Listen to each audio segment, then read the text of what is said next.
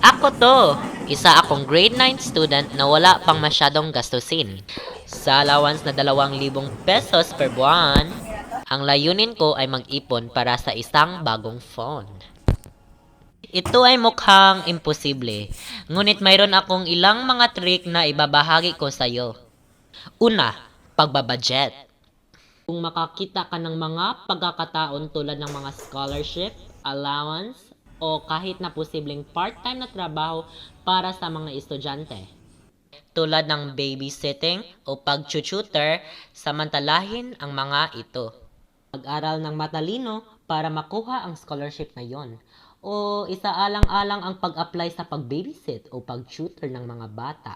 Tulad ng iyong mga pinsan o mga bunso mo.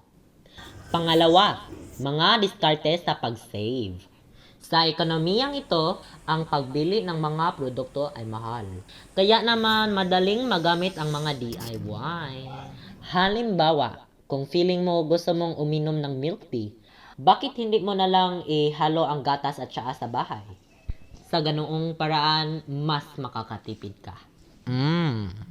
At sa pamamagitan ng pagliit ng mga gusto tulad ng mga gala with friends, milk tea, subscription, pag-shopping, at sa pamamagitan ng paggawa ng iyong pagkain para sa tanghalian sa paaralan, sa halip na bumili sa kantin.